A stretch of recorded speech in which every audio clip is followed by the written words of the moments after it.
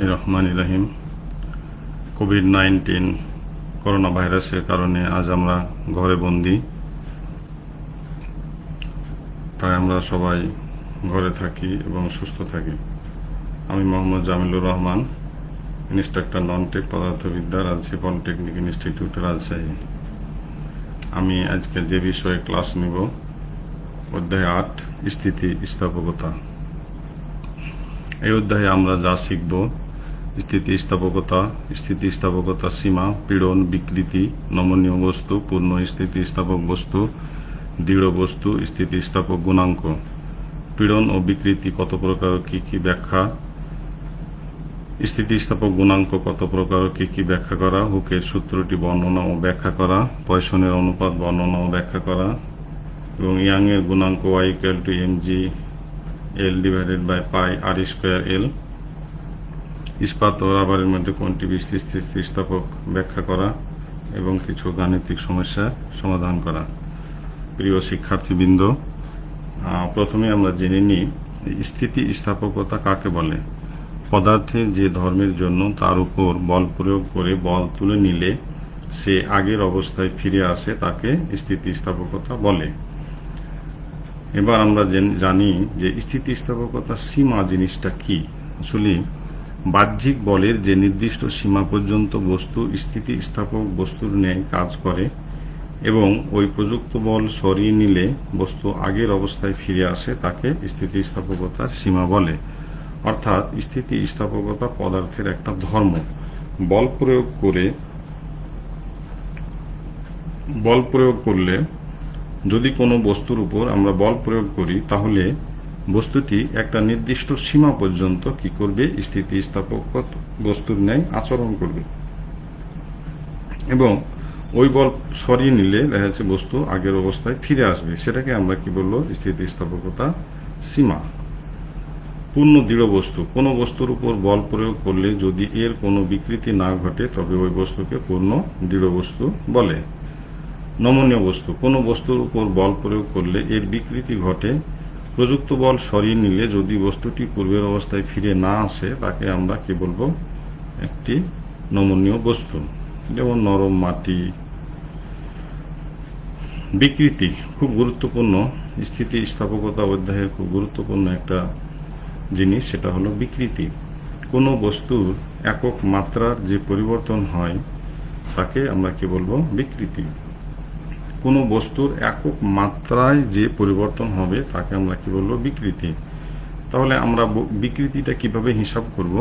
মনে করি কোনো একটি বস্তুর আদি দৈর্ঘ্য L, বল প্রয়োগের ফলে দৈর্ঘ্য বৃদ্ধি যদি L হয় তবে বিকৃতি ছোট L/বড় L। আমরা অন্যভাবে বলতে পারি, যদি একটি বস্তু 5 সেন্টিমিটার হয় তাহলে যদি আমরা বস্তুটিতে বল প্রয়োগ করে 2 সেন্টিমিটার বৃদ্ধি পাই তাহলে বিকৃতি কত হবে? বিকৃতি কতটুকু হবে? 2/5 একক মাত্রায়। তো যেহেতু বিকৃতি দুটি একই জাতীয় রাশি অনুপাত, কাজে এর কোনো একক বা মাত্রা নেই। বিকৃতির প্রকারভেদ। বাহ্যিক বল প্রয়োগের ফলে যদি কোনো বস্তুর দৈর্ঘ্যের পরিবর্তন ঘটে তাহলে একক দৈর্ঘ্যের পরিবর্তনকে দৈর্ঘ্য বিকৃতি বলে। দৈর্ঘ্য বিকৃতি ছোট L/বড় L। আয়তন বিকৃতি। বাহ্যিক বল প্রয়োগের ফলে যদি কোনো বস্তুর আয়তনের পরিবর্তন ঘটে তাহলে একক আয়তনের পরিবর্তনকে আয়তন বিকৃতি বলে। আয়তন বিকৃতি ছোট v/বড় V। কিন্তন বা মোচড় বিকৃতি। বাহ্যিক বল প্রয়োগের ফলে যদি কোনো বস্তুর আয়তনের পরিবর্তন না হয়ে শুধু আকারের পরিবর্তন হয় তবে সংশ্লিষ্ট বস্তুর আকার পরিবর্তনকে কিন্তন বা মোচড় বিকৃতি বলে। তাহলে কিন্তন বিকৃতি আমরা কিভাবে পরিমাপ করতে পারি? θ = tan θ = a, অর্থাৎ যেভাবে যতটুকু বৃদ্ধি পাবে ততটুকু। আমরা যদি নিচের অংশটুকে কি করি, কোনো প্লাস্টার দিয়ে আটকে দিই বা কোনো বস্তু দিয়ে আটকে দিয়ে এই বরাবর বল প্রয়োগ করি তাহলে যতটুকু বৃদ্ধি পাবে সেটাকে আমরা কি বলবো, যেমন a/a, অর্থাৎ এতটুকু বৃদ্ধি পেয়েছে এবং আদি ছিল কত, AD, তাহলে সেটাকে আমরা কি বলবো, কিন্তন বা মোচড় বিকৃতি।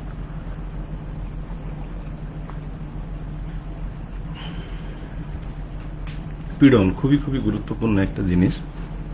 সেটা হলো পীড়ন কাকে বলে। একক ক্ষেত্রফলের উপর লম্বভাবে উদ্ভূত প্রতিরোধকারী বলের মানকে পীড়ন বলে। আমরা অন্যভাবে বলতে পারি যে কোনো একটা বস্তুর উপর বল প্রয়োগ করলে একক ক্ষেত্রফলের উপর যতটুকু বল প্রয়োগ করা যায় সেটাকে আমরা পীড়ন বলতে পারি। তাহলে আমি জিনিসটা একটু বুঝিয়ে দিই। সেটা হলো কোনো একটা বস্তুর উপর বল প্রয়োগ করলে বস্তুটি কি করে, সমমানের বল, প্রতিরোধকারী বল কি করে, সমমানের একটা প্রতিরোধকারী বলের সৃষ্টি হয়। তাহলে আমি পীড়নটাকে দুইভাবে বর্ণনা করতে পারি: একক ক্ষেত্রফলের উপর উদ্ভূত প্রতিরোধকারী বল, অথবা একক ক্ষেত্রফলের উপর প্রযুক্ত বলের মানকে আমরা কি বলবো, পীড়ন। ধরি কোনো তলের ক্ষেত্রফল এ এবং বল এফ হয়, তবে পীড়ন equal to F divided by A, অর্থাৎ বল ডিভাইডেড বাই ক্ষেত্রফল। এসআই পদ্ধতিতে পীড়নের একক হলো নিউটন পার মিটার স্কয়ার। পীড়নের মাত্রা সমীকরণ এম এল -1 টি -2। পীড়নের প্রকারভেদ: দৈর্ঘ্য বিকৃতি ঘটানোর জন্য তারের একক ক্ষেত্রফলের উপর যে বল প্রয়োগ করা হয় তাকে দৈর্ঘ্য পীড়ন বলে। দৈর্ঘ্য পীড়ন ইকুয়াল টু এফ বাই এ। দৈর্ঘ্য পীড়ন সমান আমরা কি বলবো, এফ বাই এ। আয়তন পীড়ন: আয়তন বিকৃতি ঘটানোর জন্য বস্তুর তলের একক ক্ষেত্রফলের উপর যে বল প্রয়োগ করা হয় তাকে আয়তন পীড়ন বলে। তাহলে আয়তন পীড়ন ইকুয়াল টু আমরা এফ বাই এ, অর্থাৎ বল ডিভাইডেড বাই ক্ষেত্রফল। অনুরূপভাবে কিন্তন পীড়ন: আকার বিকৃতি ঘটানোর জন্য প্রতি একক ক্ষেত্রফলের উপর যে স্পর্শী বল প্রয়োগ করা হয় তাকে কিন্তন পীড়ন বলে। কিন্তন পীড়ন ইকুয়াল টু বল ডিভাইডেড বাই ক্ষেত্রফল। স্থিতিস্থাপক সীমার জন্য বা এই অধ্যায়ের জন্য গুরুত্বপূর্ণ একটা সূত্র হচ্ছে হুকের সূত্র। হুকের সূত্র কি বলছে, যে স্থিতিস্থাপক সীমার মধ্যে কোনো বস্তুর পীড়ন সংশ্লিষ্ট বিকৃতির সমানুপাতিক। অর্থাৎ স্থিতিস্থাপক সীমার মধ্যে পীড়ন কি হবে, বিকৃতির সমানুপাতিক হবে। পীড়ন কি হবে, বিকৃতির সমানুপাতিক হবে। তাহলে স্থিতিস্থাপক সীমার মধ্যে যদি হয়, তাহলে স্থিতিস্থাপক সীমার মধ্যে পীড়ন সমানুপাতিক বিকৃতি আমরা বলতে পারি। আবার আমি বলছি যে স্থিতিস্থাপক সীমার মধ্যে কোনো বস্তুর পীড়ন সংশ্লিষ্ট বিকৃতির সমানুপাতিক। তাহলে স্থিতিস্থাপক সীমার মধ্যে পীড়ন সমানুপাতিক বিকৃতি। পীড়ন ইকুয়াল টু, তাহলে এখানে আমরা যদি সমান দিই তাহলে ধ্রুবক, সমানুপাতিক ধ্রুবক গণিত বিকৃতি। তাহলে আমরা যদি পীড়ন ডিভাইডেড বাই বিকৃতি এটাকে নিচে নিয়ে আসলাম, ইকুয়াল টু ধ্রুবক। তাহলে এই ধ্রুবককে আমরা কি বলবো, স্থিতিস্থাপক গুণাঙ্ক। এই ধ্রুবককে তাহলে পীড়ন ডিভাইডেড বাই বিকৃতি সমান ধ্রুবক। এই ধ্রুবকটাকে আমরা কি বলবো, স্থিতিস্থাপক গুণাঙ্ক। এবার আমরা দেখিনি স্থিতিস্থাপক গুণাঙ্ক সংজ্ঞা, বিভিন্ন প্রকারভেদ। স্থিতিস্থাপক গুণাঙ্ক 3 প্রকার। ইয়াং এর গুণাঙ্ক আমরা কি করব, স্থিতিস্থাপক সীমার মধ্যে দৈর্ঘ্য পীড়ন ও দৈর্ঘ্য বিকৃতির অনুপাত একটি ধ্রুব সংখ্যা। এই ধ্রুব সংখ্যাকে ইয়াং এর গুণাঙ্ক বলে। একে ওয়াই দ্বারা প্রকাশ করা হয়। তাহলে ইয়াং এর গুণাঙ্ক ওয়াই ইকুয়াল টু দৈর্ঘ্য পীড়ন ডিভাইডেড বাই দৈর্ঘ্য বিকৃতি। তাহলে স্থিতিস্থাপক সীমার মধ্যে দৈর্ঘ্য পীড়ন ও দৈর্ঘ্য বিকৃতির অনুপাত একটি ধ্রুব সংখ্যা। এই ধ্রুব সংখ্যাকে কি বলবো আমরা, ইয়াং এর গুণাঙ্ক। একে ওয়াই দ্বারা প্রকাশ করা হয়। তাহলে ইয়াং এর গুণাঙ্ক ওয়াই ইকুয়াল টু দৈর্ঘ্য পীড়ন ডিভাইডেড বাই দৈর্ঘ্য বিকৃতি। অনুরূপভাবে আয়তন গুণাঙ্ক স্থিতিস্থাপক সীমার মধ্যে, প্রত্যেকটা আমরা একটু লক্ষ্য করি, স্থিতিস্থাপক সীমার মধ্যে অবশ্যই হতে হবে, না হলে এই সূত্র অ্যাপ্লিকেবল না। তাহলে স্থিতিস্থাপক সীমার মধ্যে পীড়ন ও আয়তন বিকৃতির অনুপাত একটা ধ্রুব সংখ্যা। এই ধ্রুব সংখ্যাকে আয়তন গুণাঙ্ক বলে। একে কে দ্বারা ডিনোট করা হয়। তাহলে আয়তন গুণাঙ্ক ইকুয়াল টু আয়তন পীড়ন ডিভাইডেড বাই আয়তন বিকৃতি। দৃঢ়তার গুণাঙ্ক, তাহলে স্থিতিস্থাপক সীমার মধ্যে আকার পীড়ন ও আকার বিকৃতির অনুপাত একটি ধ্রুব সংখ্যা। এই ধ্রুব সংখ্যাকে আকার গুণাঙ্ক বলে। একে এন দ্বারা ডিনোট করা হয়। তাহলে দৃঢ়তার গুণাঙ্ক, আবারও বলছি, স্থিতিস্থাপক সীমার মধ্যে আকার পীড়ন ও আকার বিকৃতি অনুপাত একটা ধ্রুব সংখ্যা। এই ধ্রুব সংখ্যাকে আকার গুণাঙ্ক অথবা দৃঢ়তার গুণাঙ্ক এটাই বলা হয়। একে এন দ্বারা প্রকাশ করা হয়। তাহলে দৃঢ়তার গুণাঙ্ক ইকুয়াল টু আকার পীড়ন ডিভাইডেড বাই আকার বিকৃতি। এবার আমরা ইয়াং এর গুণাঙ্ক সম্বন্ধে একটু আলোচনা করব। নির্দিষ্ট বস্তুর জন্য দৈর্ঘ্য পীড়ন ও দৈর্ঘ্য বিকৃতির অনুপাত একটি ধ্রুব সংখ্যা। নির্দিষ্ট বস্তুর জন্য দৈর্ঘ্য পীড়ন ও দৈর্ঘ্য বিকৃতির অনুপাত একটি ধ্রুব সংখ্যা। তাহলে এই যে ধ্রুব সংখ্যা বা ধ্রুব একটি রাশি পাওয়া যাবে, একে ইয়াং এর গুণাঙ্ক বলা হয়। একে ওয়াই দ্বারা প্রকাশ করা হয়। তাহলে ইয়াং এর গুণাঙ্ক ওয়াই ইকুয়াল টু দৈর্ঘ্য পীড়ন ডিভাইডেড বাই দৈর্ঘ্য বিকৃতি। তাহলে দৈর্ঘ্য পীড়ন সমান আমরা জানি এফ বাই এ। দৈর্ঘ্য পীড়ন সমান আমরা কি জানি? এফ বাই এ। আর দৈর্ঘ্য বিকৃতি সমান জানি এল ডিভাইডেড বাই ছোট এল ডিভাইডেড বাই বড় এল। তাহলে এটাকে আমরা যদি গুণ করি তাহলে কি পাই? F L. এ এলটা উপরে চলে যায় আর এই ছোট হাতের এলটা নিচে আসে। তাহলে F L divided by A L. তাহলে এফ সমান আমরা কি জানি? F equal two M A. কিন্তু যেহেতু আমরা ভাগ দিই, এটা এ হলো জি অভিকর্ষ ত্বরণ। তাহলে M G L divided by প্রস্থচ্ছেদের ক্ষেত্রফল সমান জানি পাই আর স্কয়ার। আর এই যে ছোট হাতের এল আছে, এই এলটা থেকে গেল। তাহলে হলো ইয়াং এর গুণাঙ্ক M G L divided by pi R square L. M G L divided by pi R square L. পয়সনের অনুপাত। পয়সনের অনুপাত পার্শ্ব বিকৃতি ও দৈর্ঘ্য বিকৃতির অনুপাত একটি ধ্রুব সংখ্যা। এই ধ্রুব সংখ্যাকে পয়সনের অনুপাত বলে। পার্শ্ব বিকৃতি ও দৈর্ঘ্য বিকৃতির অনুপাত একটা ধ্রুব সংখ্যা। এই ধ্রুব সংখ্যাকে পয়সনের অনুপাত বলে। একে সিগমা দ্বারা প্রকাশ করা হয়। সুতরাং পয়সনের অনুপাত সিগমা ইকুয়াল টু পার্শ্ব বিকৃতি ডিভাইডেড বাই দৈর্ঘ্য বিকৃতি। পার্শ্ব বিকৃতি ও দৈর্ঘ্য বিকৃতির অনুপাত একটা ধ্রুব সংখ্যা। এই ধ্রুব সংখ্যাকে পয়সনের অনুপাত বলে। একে সিগমা দ্বারা প্রকাশ করা হয়। সুতরাং পয়সনের অনুপাত সিগমা ইকুয়াল টু পার্শ্ব বিকৃতি ডিভাইডেড বাই দৈর্ঘ্য বিকৃতি।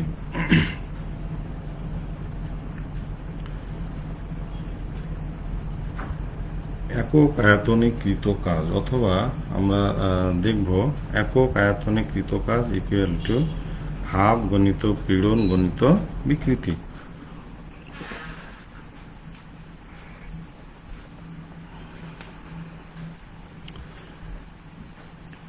তাহলে মনে করি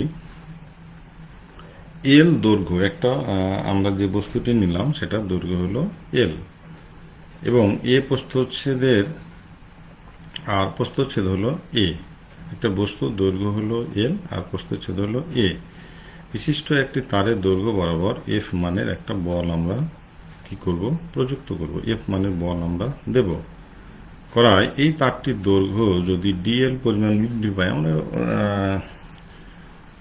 ক্ষুদ্র ক্ষুদ্র অংশে, এটা ডিএল না, আমাদের যদি এল পরিমাণ বৃদ্ধি পায়, এটা লেখা একটু ভুল হয়েছে, সেটা হলো বল প্রয়োগ করার ফলে দৈর্ঘ্য বৃদ্ধি যদি এল হয়, আমাদের কি পরিমাণ হবে? এল হবে। তাহলে এই এল কে যদি ক্ষুদ্র ক্ষুদ্র অংশে ডিএল ছোট ছোট অংশে আমরা বিভক্ত করি, তাহলে এই যে ডিএল, এই ডিএল দৈর্ঘ্য বৃদ্ধিতে কাজ আমাদের কতটুকু হবে? আমরা কি জানি যে কাজ ইকুয়াল টু বল গুণিত সরণ। তাহলে ডিএল দৈর্ঘ্য বৃদ্ধিতে কৃত কাজ এফ গণিত ডিএল। তাহলে এল দৈর্ঘ্য বৃদ্ধিতে আমাদের যদি ইন্টিগ্রেশন করি, তাহলে পুরো এই যে এল দৈর্ঘ্য বৃদ্ধিতে কতটুকু কাজ হয়েছে সেটা আমরা পাই। তাহলে বল, এটা আমরা ইন্টিগ্রেশন করছি 0 টু এফ ডি এল, 0 টু এল এফ ডি এল।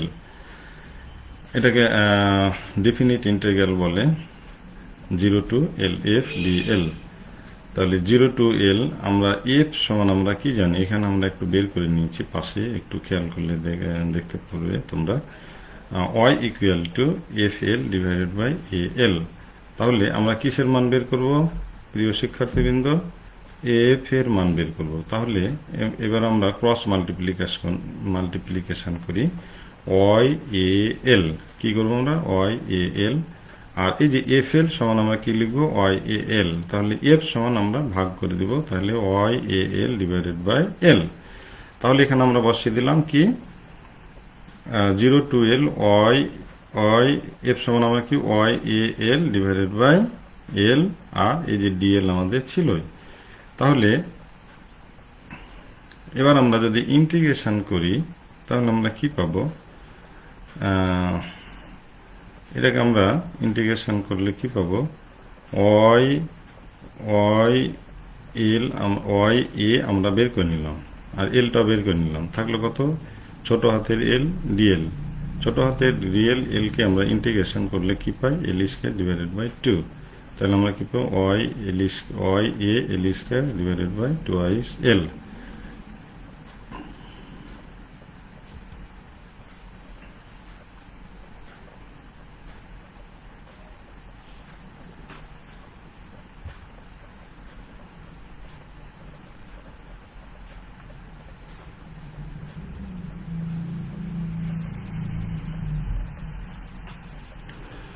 তাহলে আমাদের কি হবে?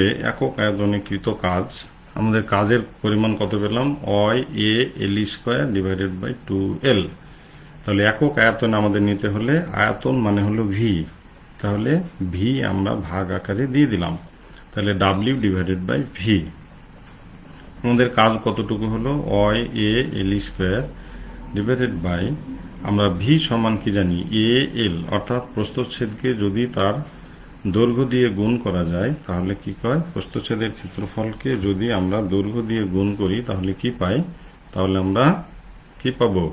তার আয়তন পাবো। তাহলে V equal to A L, V সমান আমরা কি পেলাম? এ এল। তাহলে তাই যদি হয় তাহলে এখানে আমরা হাফ নিয়ে নিলাম, আলাদা আলাদা করে নিই। হাফ, এই হাফটাকে নিয়ে নিলাম Y A L divided by এই যে এল এ অথবা এ এল, আর বাকি থাকলো কত? এখানে যেহেতু এল স্কয়ার আছে তাহলে এখানে এল নিলাম, আর এল ডিভাইডেড বাই বড় হাতের এল। তাহলে half Y A L divided by L. তাহলে এফ সমান আগে পূর্বে আমরা বের করে রেখেছিলাম Y A L divided by L. তাহলে Y A L divided by বড় হাতের এল সমান আমরা এফ লিখলাম, আর নিচে ছিল এ, আর এখানে আমরা বের করে রেখেছি ছোট হাতের এল ডিভাইডেড বাই এল। তাহলে হাফ গণিত পীড়ন গণিত বিকৃতি। কি পেলাম আমরা? এফ বাই এ সমান হলো পীড়ন, এল ডিভাইড ছোট হাতের এল ডিভাইডেড বাই এল সমান হলো বিকৃতি। তাহলে আমরা কি লিখলাম? একক আয়তনে কৃত কাজ সমান হাফ গণিত পীড়ন গণিত বিকৃতি। তাহলে আমাদের প্রথমে প্রমাণটা কি ছিল? যে হাফ গণিত পীড়ন গণিত বিকৃতি। আমরা পেয়ে গেলাম কি? হাফ গণিত পীড়ন গণিত বিকৃতি।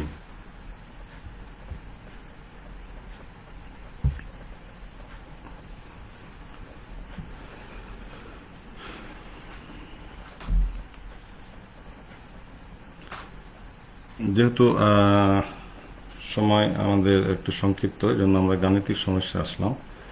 যে 1 মিটার দীর্ঘ ও 10⁻⁻² সেন্টিমিটার স্কয়ার প্রস্থচ্ছেদ বিশিষ্ট একটি তারকে 5 কেজি ভর দ্বারা আমরা ঝুলিয়ে যদি আমরা টানি তাহলে তারটির দৈর্ঘ্য বৃদ্ধি কতটুকু হবে?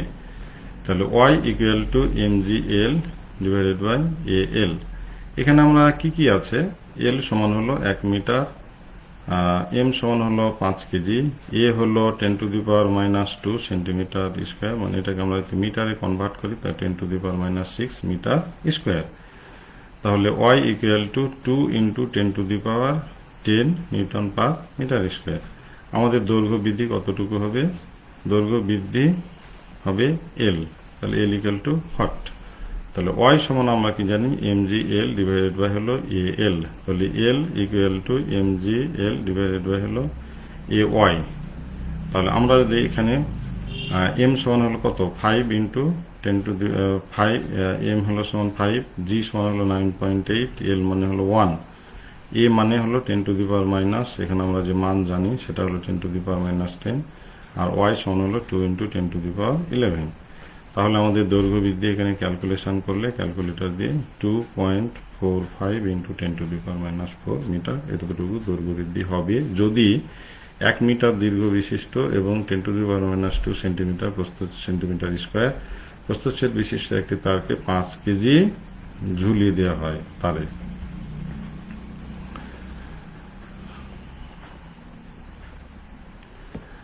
ওয়ান ইন্টু 10⁻⁻² সেন্টিমিটার প্রস্থচ্ছেদ বিশিষ্ট একটি তারে, ইস্পাতের তারে কত বল প্রয়োগ করলে এর দৈর্ঘ্য দ্বিগুণ হবে? দৈর্ঘ্যটা কতটুকু হয়ে যাবে? দ্বিগুণ হয়ে যাবে। তাহলে আমরা একটু ধরে নিই যে আদি দৈর্ঘ্য হলো এল, দৈর্ঘ্য বৃদ্ধি যদি দ্বিগুণ হয় তাহলে ছোট হাতের এল টুয়াইস এল মাইনাস হলো এল, তাহলে বড় হাতের এল, তার মানে দৈর্ঘ্য বৃদ্ধি হিসেবে দ্বিগুণ। এ সমান 10⁻² সেন্টিমিটার স্কোয়ার, তাহলে এটাকে আমরা মিটারে কনভার্ট করলে 10⁻6 centimetre metre square. Y equal to 2 × 10⁻11 newton per metre square. আমরা কি জানি Y equal to F L divided by A L, তাহলে F equal to Y A L divided by L, তাহলে এফ এর মান 2 × 10⁻11 ইন্টু এর মান 10⁻6 এল। এল মানে হলো বড় হাতের এল, আর বড় হাতের এল নিচে থাকলো, বড় হাতের এল কেটে গেল। তাহলে বল প্রয়োগ কতটুকু হবে? 2 × 10⁵ মিটার, এতটুকু বল প্রয়োগ করতে হবে। তাহলে তার দৈর্ঘ্যটা কি যাবে? তার এর দৈর্ঘ্যটা দ্বিগুণ হবে। একটা অঙ্ক দেখি আমরা।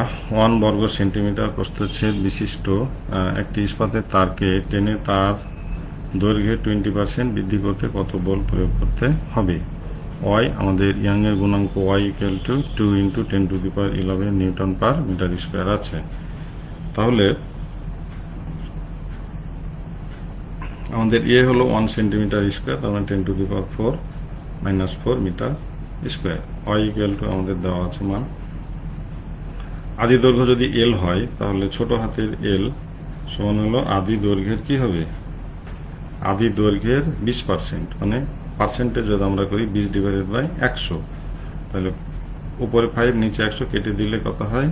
5 × 20 100, তাহলে আমাদের L/5 পেলাম আমরা জানি Y equal to F L divided by A L, তাহলে F equal to Y A L divided by L. তাহলে এফ আমরা যদি এই সম্পূর্ণ মানগুলো বসিয়ে দিই তাহলে এফ ইকুয়াল টু 4 × 10⁶ নিউটন হবে।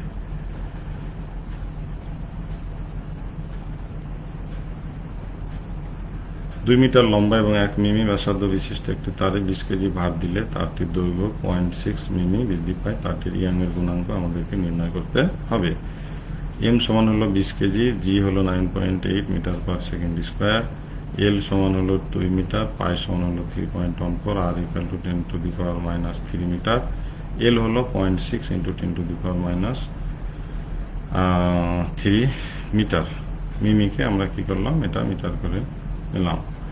তাহলে কি হবে? Y equal to mgl divided by pi R square L. তাহলে ওয়াই ইকুয়াল টু এটা আমাদের মান বসিয়ে দিলে Y equal to 2.07 × 10⁻11 newton per metre square পাই। থ্যাংক ইউ শিক্ষার্থী বন্ধুরা, আজকের মতো এখানেই সমাপ্ত করলাম। আগামী ক্লাসে অবশ্যই দেখা হবে, আবারও এইভাবে আমরা 10ম অধ্যায় নিয়ে হাজির হব। তো সবাইকে ধন্যবাদ। কোভিড-19 আমরা থাকাকালে সবাই ঘরে থাকি এবং সুস্থ থাকি। আসসালামু আলাইকুম।